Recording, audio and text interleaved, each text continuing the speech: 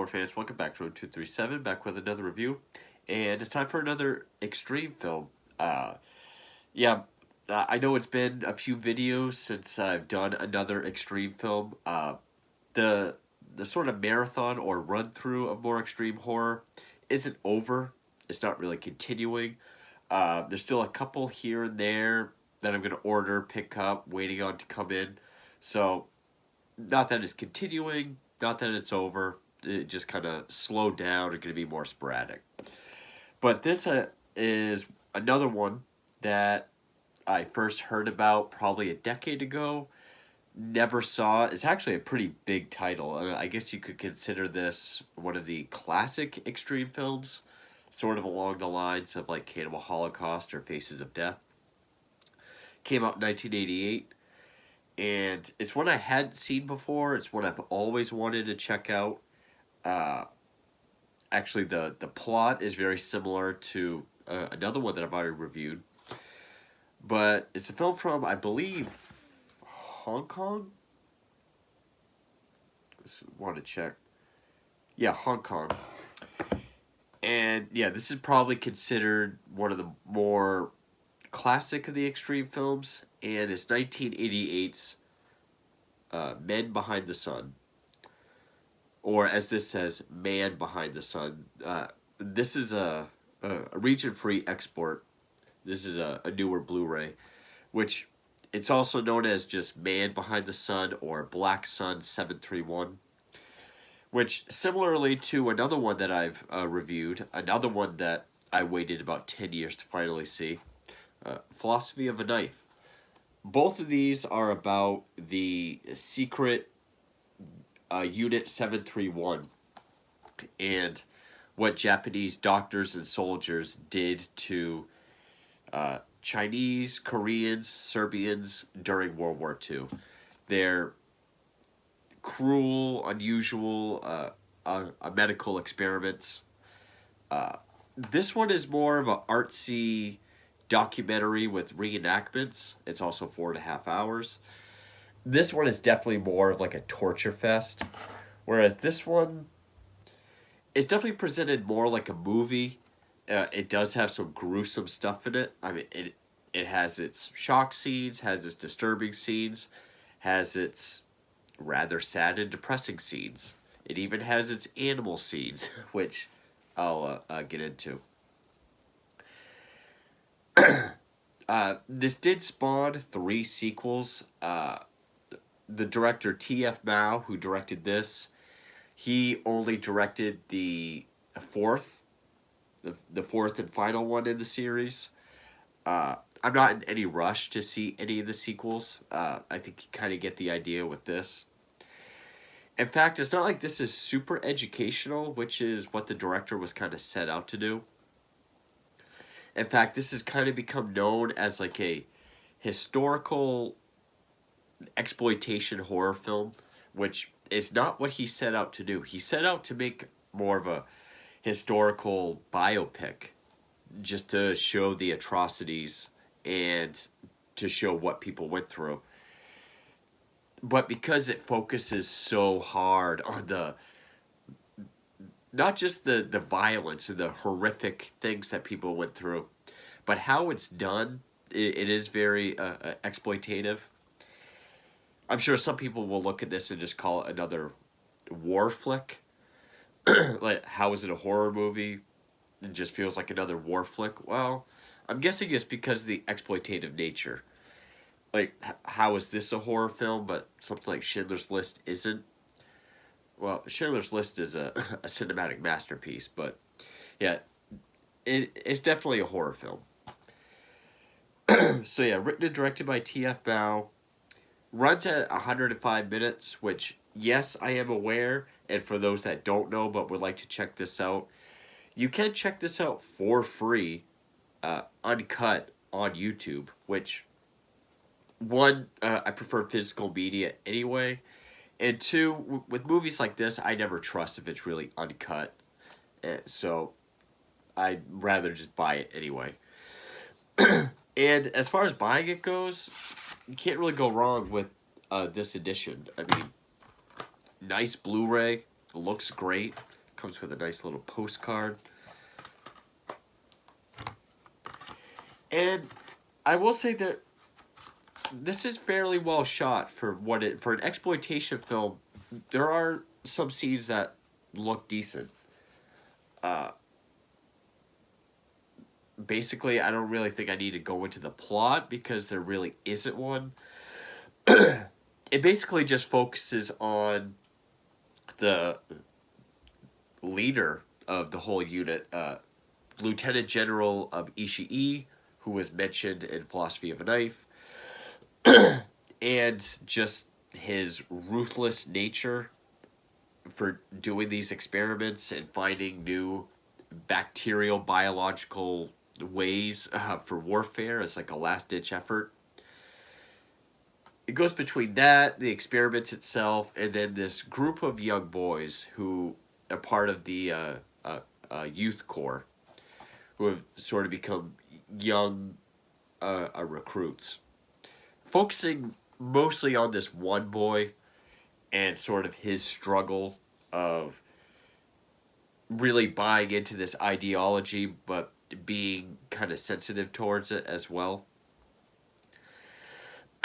And I think it opens up in like the winter of 1945, which, and then of course going all the way up until the war ends, which was in April of 45. So it really just shows the last few months that the 731 was in operation. And then you just get the torture scenes, some of which was in this, like the leaving out in the cold and then pouring the freezing water on this one lady's arms. Of course, is done differently, and yeah, that did come out 20 years later. But I, I'll definitely say this one might be more effective. This one definitely had scenes that had like my jaw dropping, like Jesus. It was definitely more effective. I mean, this still is a 4.5 hour like torture fest, and it does have some gruesome stuff in it. But the way some of the stuff they did in this, just the way it's portrayed, it's definitely more effective. Like, I mean, one of the first things we see is when all the prisoners arrive, and there's a woman carrying a baby, and they just rip the baby from her, chuck it in the snow, and then they walk over to it, and we don't see the baby is wrapped up, but we hear the screams, and then when they just kick snow over it, the screams get muffled. And then whenever someone dies, there'll be a text saying like their name, their age, whether they're Chinese or Korean. A lot of times it just says unknown when there's like groups of people being killed at once. But I mean, that was an effective scene. the the the frozen arm torture does go a step further, where they bring her frozen arms in, dip it in warm water, so that when she takes them out, they're kind of decrepit, and the guy just grabs the skin and degloves her entire arms. Some effects like that do look kind of silly, but there is a scene where I was like, wow, for 1988, these gore effects are top notch. Kind of like, going to Little Boy in the Striped Pajamas. There's this young mute boy who doesn't say where he's from. He looks homeless. He keeps coming up to the barbed wire fence wanting to play catch with the boy soldiers. And, he befriends the one that we kind of follow the most. All the way to the point where the guards and doctors tell the boy to bring the young mute boy over, and we'll kind of check his health. We'll give him a checkup. So the boy listens, brings the mute boy, and it's this build up where they're being playful with the mute boy, like he goes around to touch things, and they're always like smiling at him and waving. They get him to strip down, put him on the table, chloroform him, And then they do what looks like an autopsy, but they take his living organs out for someone. You know, his heart, his liver, his brain. And the body they use is a real child's body. That's one of the reasons why the director did get in trouble. Because there is another scene where they have this room full of rats, just rats that they're starving, hundreds of rats. And at one point, they just throw a cat in there. And yeah, the rats tear the cat to shreds. Now, it looks realistic, it looks convincing. At one point, it was said that yes, they did starve the rats and throw the cat in there, and it was eaten. But then I think it was like 2010, the director said, no, it's all, the cat was alive afterwards. We just smeared honey on it so the rats licked the honey, and then we gave the cat two fish as a treat after. So it's one of those he said, she said. It looks convincing, so take with it what you will. Uh, let's see what else is there. The only scene that I have seen before this was the pressure chamber, where the guy goes in and he just starts screaming. He ends up on the floor of the chamber. There's this overhead view of him naked, laying on the floor. It keeps cutting back between him, this rising gauge, and then the people looking in through the window at him. And then all of a sudden, just not just his bowels, but his intestines shoot right out of his ass. And very convincingly, it again, great effects. In fact, I think the only effect that was rather wonky was the degloving of the frostbitten arms and some of the bodies in the crematorium. But that looked pretty real, pretty effective. Of course, the young mute boy, where they used a real body to cut open and take the organs out. So the scene with the cat and the rats, and then using a real child's body for that autopsy surgery scene, is one reason why the director came under a lot of fire. He there was a lot of controversy. In fact, Japan and China just really criticized the film, saying it's more exploitative than it is educational. I mean, I guess I learned more from this only because the only interview is with an actual eyewitness, whereas in this, there's just more emphasis on the experiments slash torture. Definitely no story. I mean, I don't know what story that they could give it. You're really just kind of in this facility for a few months, just seeing the goings on. uh, and then the third act is they mention the bombing of Hiroshima and how the war's ending, and they just gotta liquidate everything. They gotta uh, kill the rest of the prisoners, destroy all the data, flatten the building. Which when they explode the building, all the rats run out on fire. Which not sure how that would have been faked, but okay. And pretty much the ending crawl that says what happened to everyone, I already knew from The Philosophy of a Knife. So I could definitely say that one is more educational, and it does suck because I know, well, I know that T.F. Mao, the director, really set out to make a more educational sort of biographical film, but it really just shows a lot of the tortures and experiments. I mean, there's another scene where uh, General Ishii he comes up with these low temperature pottery bombs, kind of like a big nail bomb. So when it explodes, just shards of pottery goes everywhere, and they put up like 30 crosses and tie prisoners to them. set all these pottery bombs off, and we see that limbs are taken off, faces are messed up. I will say this one, it it had a more effectiveness to it than Philosophy of a Knife. I mean, yes, it is more. Well, I can't really say that. Maybe they're both just as exploitative, one just as much as the other. But this one had just. There was more scenes that just kind of had a feeling to it. Like watching it, just like, Jesus. Like the baby just being buried in snow. And also the way they messed with the audio to make it seem more real. And then just the conversation, like, should we preserve everyone for experiments? And then the guy says, this one can be stuffed and mounted. He's not going to waste.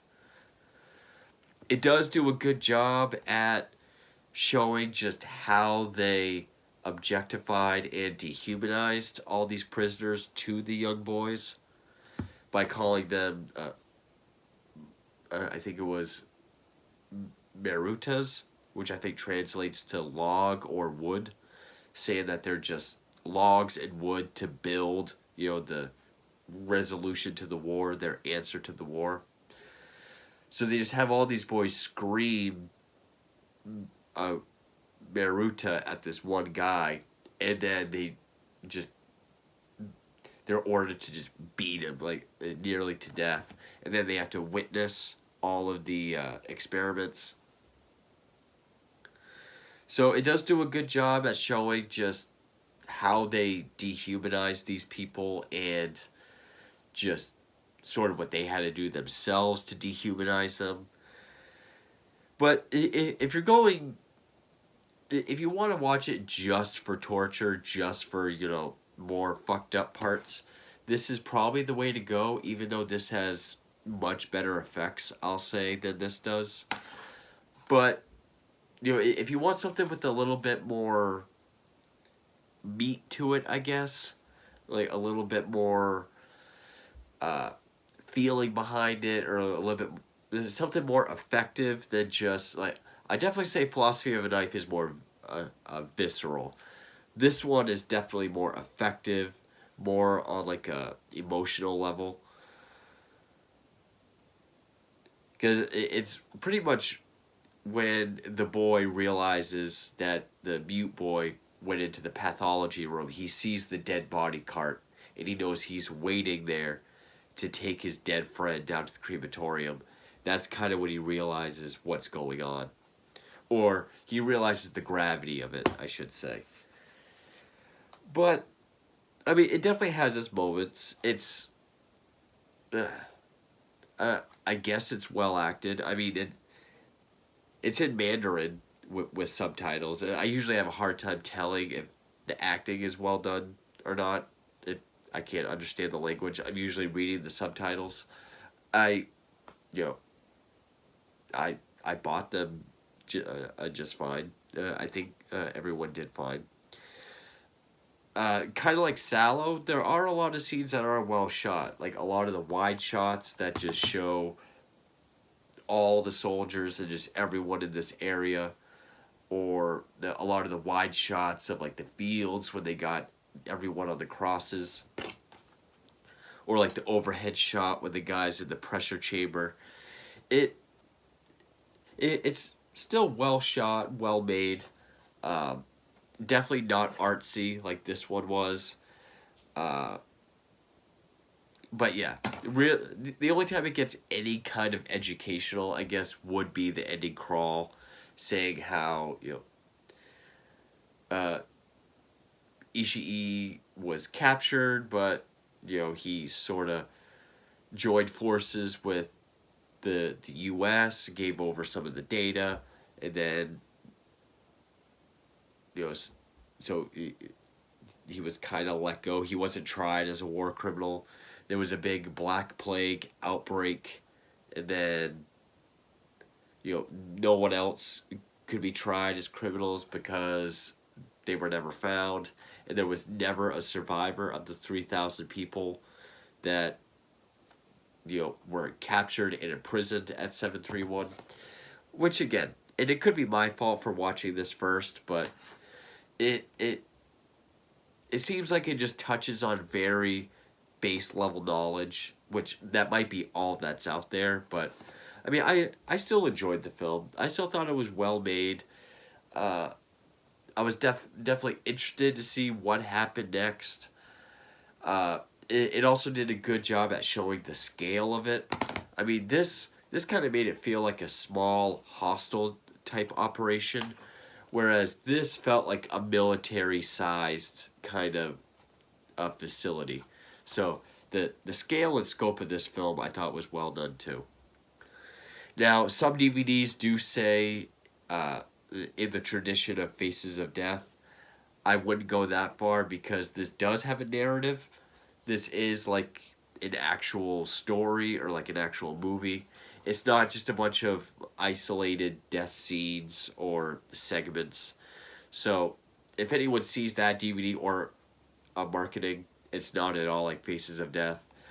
Actually, a lot of the experiment scenes are very spread out, but yeah, it it was far better made than I was expecting, and yeah, I'm not really interested to seek out the uh, sequels anytime soon. There are three of them.